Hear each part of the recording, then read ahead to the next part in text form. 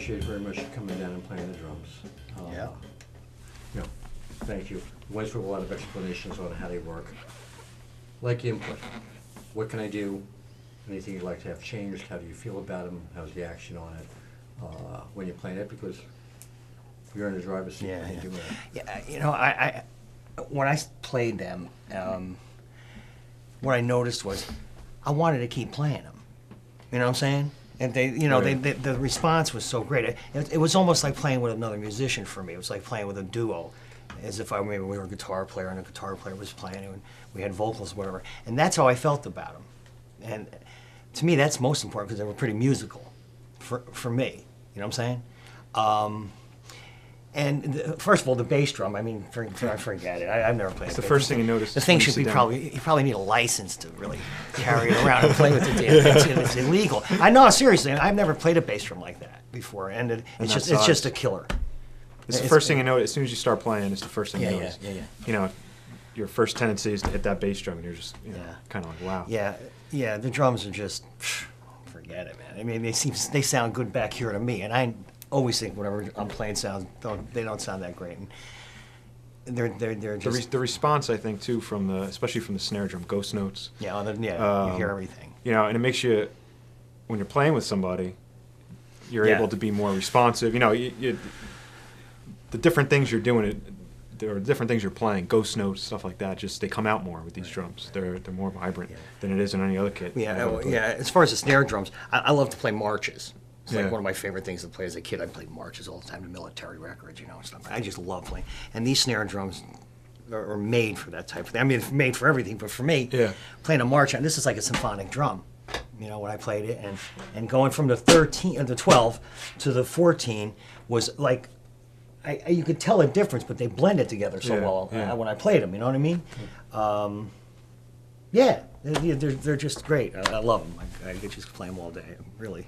I've always found that the action on the drums is very important. And I've always felt that it's like the difference between driving, you know, a Honda Civic and driving a Mercedes. Right. One you really have to drive, and the other one is like just so comfortable. And I've always found that I could do things on these drums that I could only do on practice pads. Right. Because of the action. The action response. Yeah. Well, I'll tell you, I played timpanis on when I played, not timpanis, mallets, but the drums sound, the toms sound like timpanis to me. And man, I'll tell you, that's to me is just the greatest. They sound, you can get more sound out of one drum with mallets. And you know, even I was playing around before with the hot rods, and I mean just the you can get, no matter what type of style you're playing, whether it's you're playing something that's you know, jazz, rock, you know, something with a Latin, whatever. I mean, you can get whatever sound you want out of these drums. I think the thing is that they're instruments, and I think a lot of us drummers forget about drums being an instrument, because you know, and these are instruments, man. You know, they're just they're just great drums. Musicality of Yeah, it still. yeah.